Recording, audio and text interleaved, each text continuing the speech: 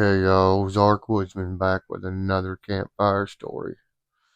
The story has to do with the Mossberg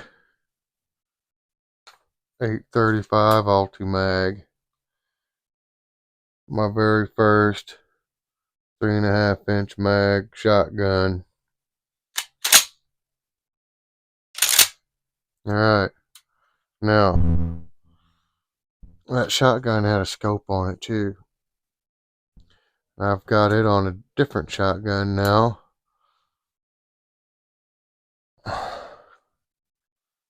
This bad boy right here. I bought this one the very next year.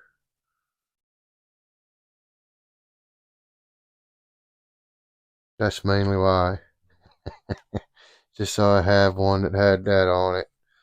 But also a Mossberg 835 Ultimag. Now that is a shotgun scope, and it's one of the very first shotgun scopes you could get because it's actually made for a muzzleloader. And right away, a lot of people started using them on their shotguns if they had a shotgun that you could put a scope on. And when I got the 835, it was, I believe, the second year they came out. It wasn't the first year, but I believe the very next year, because I had heard about it, I went and got one because I wanted a shotgun that shot a 3.5-inch shell. So, anyways, I first used it to go duck hunting. But this story isn't about duck hunting. It's about that turkey right there. Me and my brother went and hunted in a subdivision. But anyways, the duck hunting gun turned into a turkey gun real quick once I slapped that scope on it. So the gun was known to have a long range, 60-yard range easy. And it does. I've proved it several times. I have a few turkey hunting stories.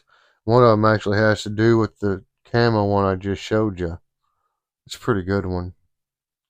So anyways, the turkey hunting story with the first Mossberg I got is coming up.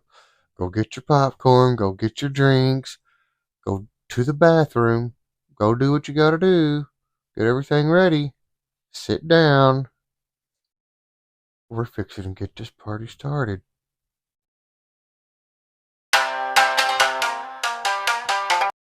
Alright, I hope you guys got it all ready and you're ready to go, because here we go. So here's what happens. So I was a plasterer. Okay, so I did exterior stucco. Not always, but that was my main trade. So we were working in this private subdivision, had its own golf course and everything. You know what I mean?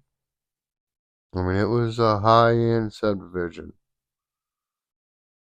Okay, so every day,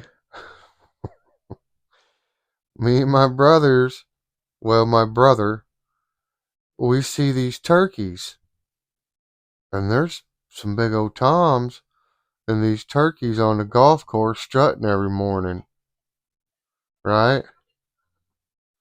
So my little brother, he's a little more addicted than I am, but I get pretty excited about turkey hunting. I do like doing it. I don't even care if I kill one. If I get to see some, man, I get jacked up. So, anyways, I told him, I said, man, I got that new shotgun. I said, I went duck hunting with it. I said, couldn't kill no ducks, but maybe I can shoot a turkey with it. I said, it's supposed to shoot real far,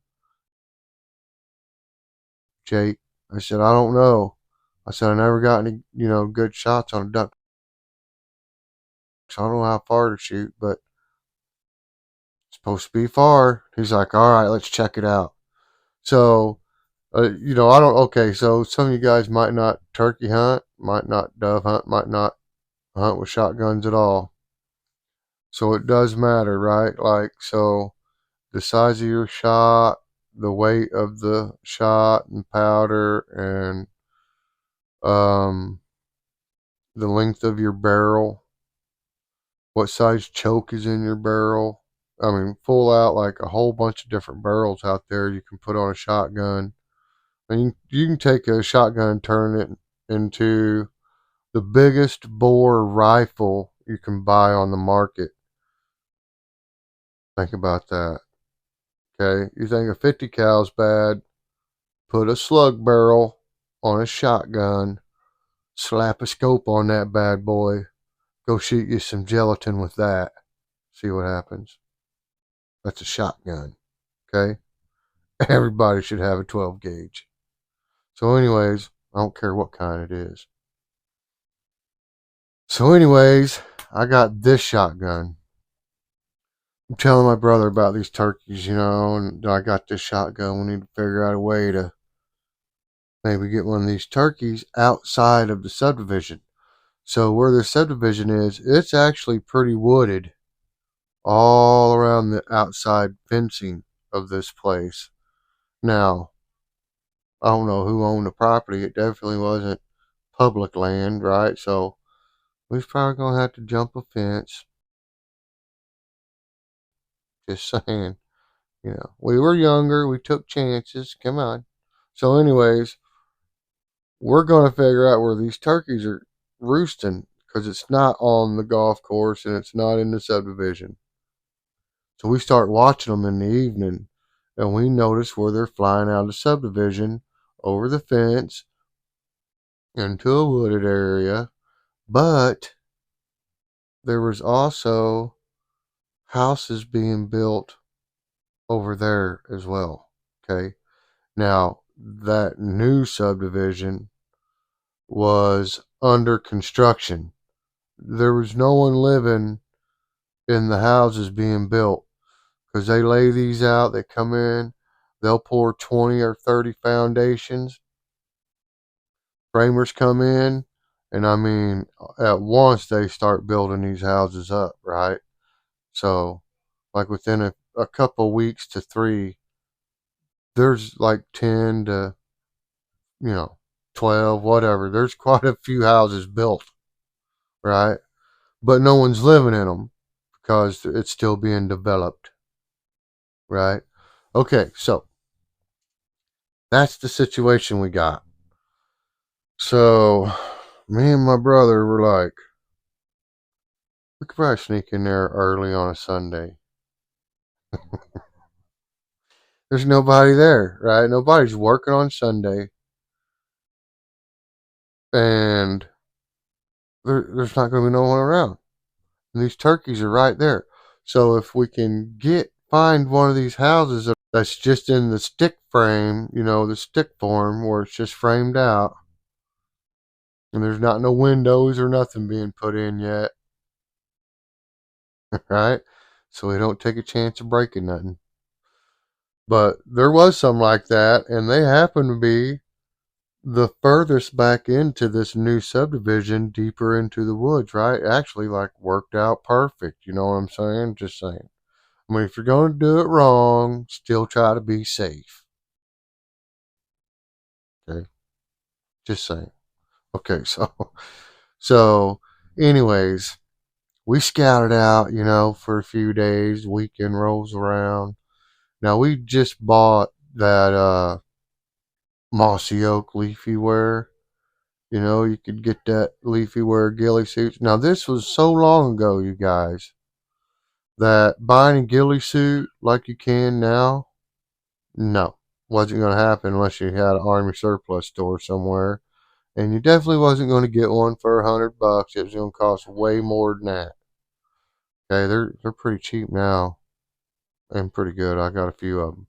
So, anyways, beside the point,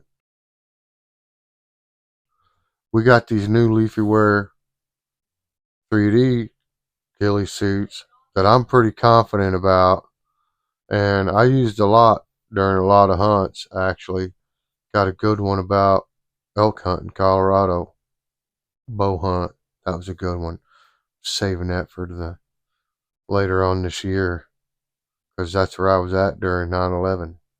That's going to be a good story. I can't wait to tell that one. All right, beside the point.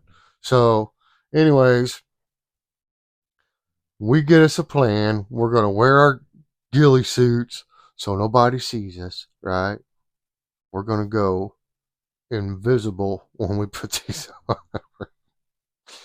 No way you're going to see us. So, we got the headgear, the whole deal. I mean, we're full out redneck ninjas. Okay, full out. And with a little bit of samurai, maybe some Viking. Just saying. But so we get a plan. Sunday morning, we're gonna go turkey hunting at the subdivision. We done picked out the house and everything, right? Well, when you go turkey hunting, you want to get there pretty early before daylight because you want to get set up before the turkeys fly out of the trees, which is called roosting. They'll fly out of the roost, but you want to be in place so that when you hear them fly down or when you hear them start calling, then you can start calling them to you as a hen, you know, that's trying to hook up for Netflix and chill.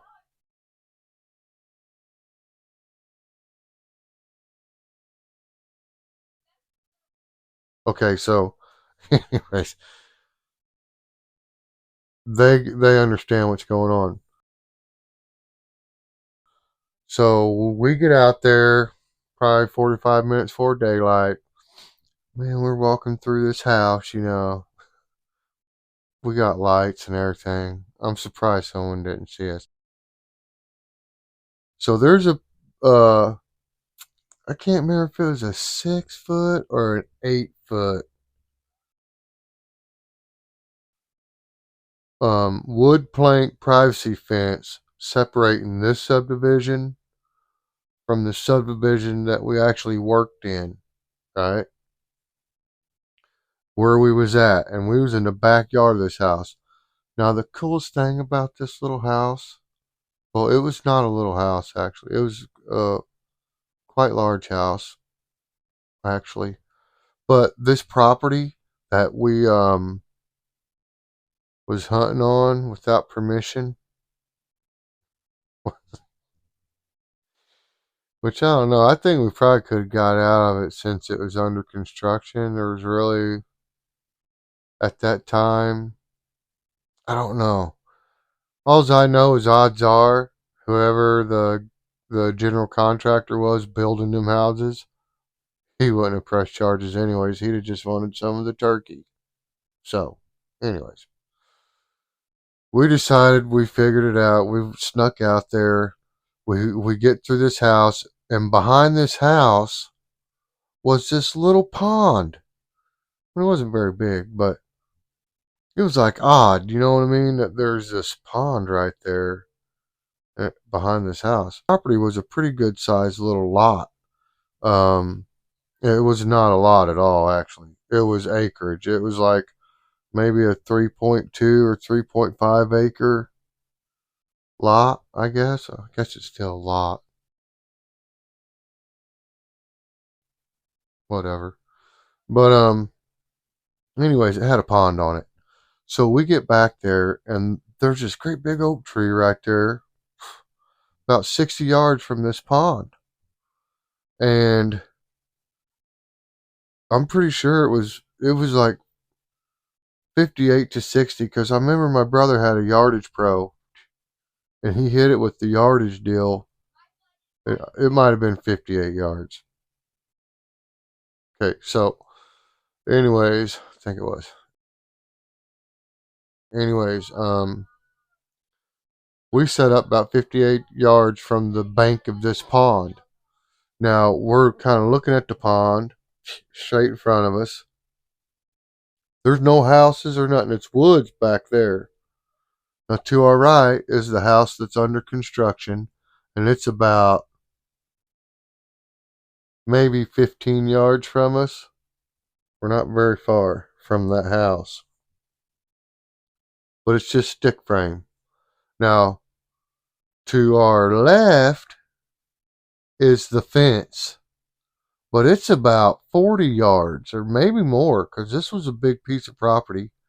It could have been more like 60, maybe 60 or better. I bet it was 60 or better because, I mean, you couldn't, when we sat down beside the tree, you could only see the rooftops of the houses on the other side of the fence.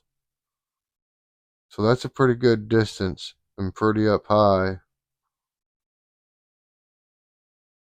Yeah, but here's the thing. Okay, so we get set up. It's still dark. It's not, you can't really make any calls yet. It's just more about getting settled in and being quiet, getting comfortable. And right before dark, we start seeing lights through the fence. You start seeing lights in these houses coming on, right? Now it's Sunday morning, and we did not even think about people getting up and going to church. Now, where we lived was, I mean, it's literally like part of the Bible Belt, okay? There's a church on every block, and we just didn't think about people getting up and going to church from that subdivision. I don't know why we didn't.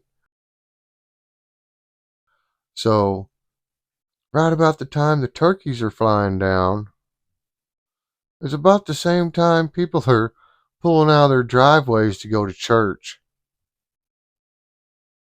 So, what happened is wild turkeys were out in front of us. They flew down around this pond closer to the fence, so it was too far for me to shoot. And I couldn't shoot if I wanted to because we could literally hear people walking from their front doors to their cars talking about church and who they was going to see at church, and I hope so and so's at church, and wonder what the lesson's going to be about, right? So we had to wait until everybody left for church while these turkeys are out in front of us gobbling and strutting and doing their thing. So we're just hanging out waiting, man. I think it ended up being around 8 o'clock before it finally got quiet. You know, and we figured we'd go ahead and try to call one over. So my brother, he's going to call because I'm shooting. So I get in the old ready position, you know, I get sideways and get my knee up, get my shotgun up. I make sure my scope's cleaned off, not fogged up or nothing from sitting there so long. Might have got a little humidity on it or something. But he starts calling them in. He's good at it, so it don't take long. That old boy starts a coming. Man, he's strutted up. He's looking good. Now there's probably two or three other toms counting him, so around four toms out in this guy's backyard. Well, the empty property's backyard. Okay. Um, there was quite a few hens in these four toms, and they was running all these hens and fighting each other, and but they was all trying to be dominant. So we didn't really know which one was dominant, and in the situation we was in, if we could get one, we was good with that. One and done. We're out. So I'm in the ready position. My brother's calling. These turkeys never did see us. And my brother's telling me, don't shoot until I tell you. Don't shoot until I tell you. Don't shoot until I tell you. Now, I kept telling them that this shotgun had a good range on it. I'd put a turkey choke in it too, y'all. Mossberg made an extra full turkey choke for that shotgun. Now, it's not the kind of chokes you can put in them now. And my other shotguns have chokes in them that I don't even want to talk about it. Anyways, they're expensive. I'm just going to tell you that. And they're good. They're worth it, right? I mean, you get what you pay for. Come on. But at that time, I didn't have that. But I did have the regular Mossberg version screw in choke. So I'm on the ready for a 60-yard shot. Now, my brother hit that pond bank for 58. And I seen that Tom, he was coming for that pond bank. Like a 45 at us like this. He's coming like this. He's coming into the pond bank. And when he gets in front of me, he's going to be a wide open, right on top of the pond bank, 60-yard whammy, right? It's going to happen. Well, my brother, he's used to a different kind of shotgun. You guys know. You know which one I'm talking about. I ain't going to say it. But he uses the standard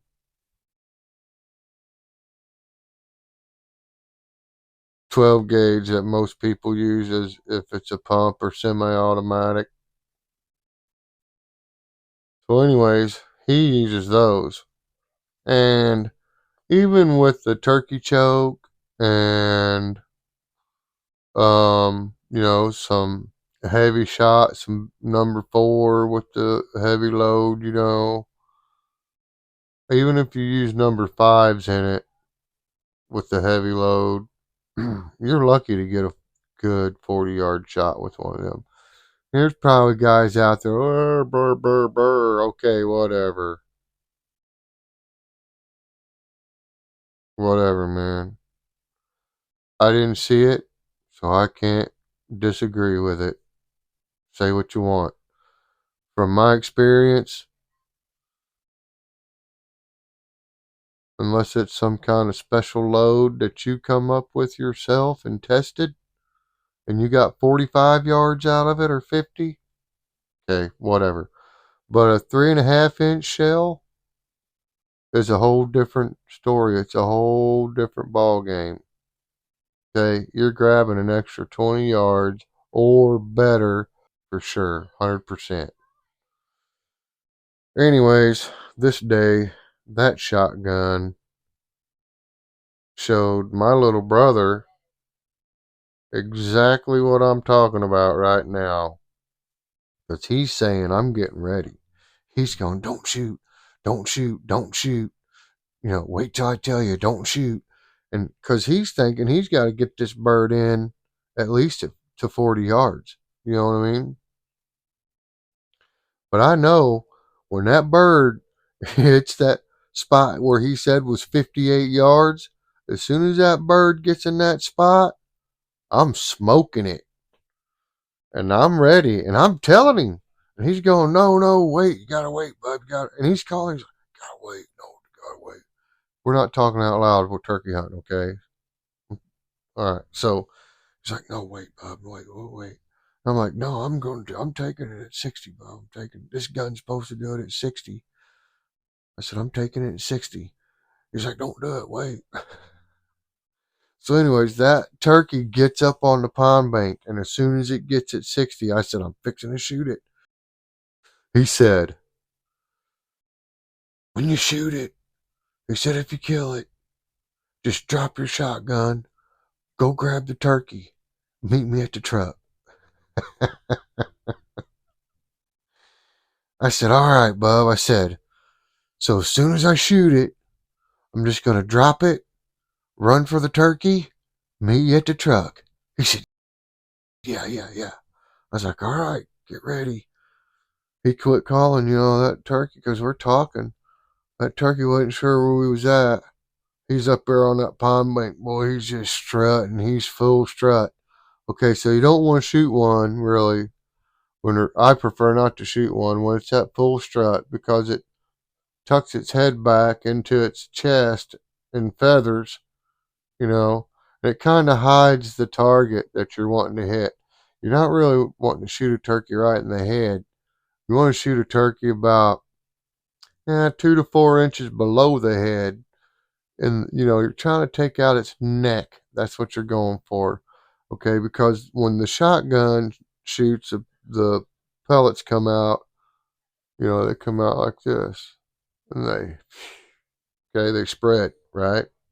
So that's why I said earlier it matters earlier. Sorry, that's why I said earlier that it matters about your barrel length, bore, choke. All that matters on how that pattern reacts after you shoot. Okay? So turkey load chokes for turkey hunting, they're extra tight, which means they're way smaller in diameter than the inside of the barrel. Okay, the barrel bore is it like this, choke is like that. So, but it tapers to that. Okay, so when your shot comes out, it squeezes it down before it lets it come out, so that when it flies down range, it stays in a tighter pattern for a farther distance before it spreads open, right? And then takes out a much larger target. So when you shoot a turkey, you aim for the neck right here because you will hit it in the neck. But odds are your pattern's going to spread out to about the size of a paper plate. So it's taking out neck, head, and everything. I mean, it's going to be a definite clean kill. Okay? Lights out. No messing around. So when you sight your shotguns in and you practice your what load you're going to shoot, that's how you want to determine where you're aiming and how to adjust your sights on your shotgun depending on how tight that paper plate, how many pellets are in that paper plate, and where is it at on your target, right? So that's how you want to do it. Well, my gun, I had shot at 60 yards when I put that choke in it because I had to sight the scope. So I knew already that it had a good pattern at 60 yards as long as I put that little circle that's in my scope right in the spot it's supposed to be on that turkey's neck. It was a done deal. I had 100% faith in it. I knew it was going to happen. Well, my little brother, he'd never seen it, so he didn't know. He was pretty sure I was going to miss. But I did not miss. I draw down on that turkey. He's stopped calling. This turkey strutting. So I'm waiting for this turkey to drop strut to look, right? But he's not going to look until he hears a hen. So my brother picks up on it. To make that turkey stop strutting, he just give a couple clucks, just a couple like that. And that turkey dropped. He dropped strut. Well, he's kind of like in a half strut. His tail feathers were straight out and kind of V-shaped. If you're turkey hunting, you know what I'm talking about. And he popped his old head up. When he popped his head up, man, I let her breathe. Boom! Oh, that's another thing. Them 3.5 inchers, they do have a little more buck behind them. So just hold on to your forestock.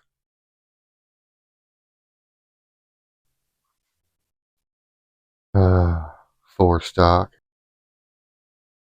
Anyways, that's what it's called. But she bucked. When I shot, boom, I seen that turkey drop.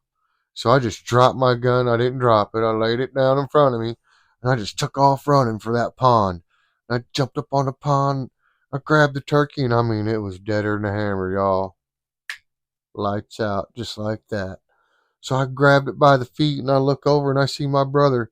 He's got his shotgun and my shotgun, and he's running. So I take off running for the truck. And anyways, we get to the truck. He gets there before me. He was closer. So, anyways, by the time I get there, he's got the guns unloaded. They're put in the back, well, in the back seat of his truck. And he's got it started, backed up, and ready to head down the street. I mean, he's already backed out of the driveway. And so that's another thing. Because we did work in construction, our vehicles looked like they were like they were supposed to be there, right? So that was kind of our camouflage with that part. Like we had tools and stuff in the back of our trucks and everything. It, you know, for all they knew, there was supposed to be a couple guys out there that day. So that does help. But he backed up. We take off. So we're high fiving it, man. I can't believe we did it. And he's like, man, I can't believe that shotgun shot that turkey at 60 yards. I said, I thought you said it's 58. He's like, well, same thing. So I was like, yeah. Now, when we was growing up, there was times we was taking turkeys out with 22s, you know what I mean? Just doming them. But we'd never, nobody had ever been able to take a shot that far with a shotgun that I knew of. And so we were pretty amazed. And so after that, I believe that turkey season ended shortly after that next day or something too. So it was down to the wire because you guys know how I am. If you listen to my hunting stories, you'll know I tend to wait till, you know, day before the last day up to the last day before I actually get serious. I like to have fun, just chill, and just go on turkey hunts with other people and do all the calling. I like doing that a lot. And just call turkeys in for them, watch them shoot them.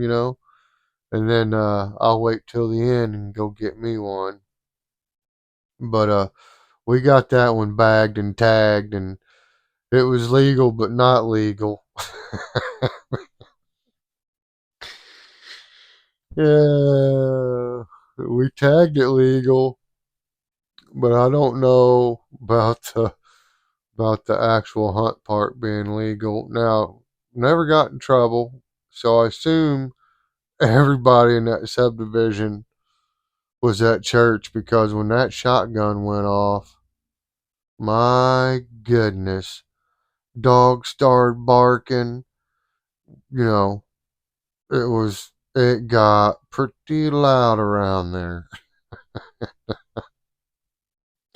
And we got the heck out of there.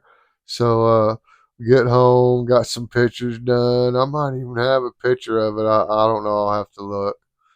But, put that shotgun up and went and bought the camouflage one, the National Wild Turkey Federation. Is that what it's called? Hold on, y'all. I don't want to get it wrong. Yeah, National Wild Turkey Federation. You betcha. I said it right. This one. Yeah, that's a good one. But I got a story about that one. Uh it's a good turkey hunting story because this turkey was elusive. This was a 7-year-old Tom, maybe older, but most turkeys don't live older than that, not much older than that. And he had been hunted hard for at least 3 to 4 years. and nobody could get him. Nobody could call him in. They could see him in the field. He'd be out there strutting, even by himself sometimes, but he wouldn't come to them. He wouldn't come to decoys. They couldn't get him to come across the field. And if they moved and went to where he was at, he would fly down on the other end of the field where they were before. Right? This guy was smart. He was a he was a good one. He was really hard to get. But that's when I bought that shotgun because a friend of mine, his mom and dad, they raised rodeo bucking bulls, and they had a big ranch, and on this ranch is where this turkey was at. Well, his dad was quite the farmer, but his mom was quite the big game hunter, and she herself couldn't kill this turkey, and she was an avid hunter. She went all over the country hunting big game and everything think of. She did a grand slam. She did all that. Okay, so we were all talking one day, and she tells me about this turkey that nobody can get. Nobody can call it in. And so I take it as a challenge, of course. And I'm like, I can get it, I guarantee you. Let me hunt it. I'll get it. She said, I'll let you hunt it. She said, and I'll guarantee you ain't going to call him in and kill him. I was like, all right, whatever. The story just gets better. So make sure you hit that subscribe button. Give me a like. Leave a comment. Go watch my other stories. Some of them are pretty good. Some of them might not be. I don't know. Leave a comment. Tell me. You ain't going to hurt my feelings. Okay? I do this for fun. So if you don't like it, I apologize. If you do like it, keep watching. Okay? So tune in. I will be telling the other turkey hunting story. That one was the one in Subdivision. This turkey's on a rodeo bull ranch. True story. Okay? It's a good one. Anyways, do me a favor. Do me a big old favor. And if you know of anybody having a hard time,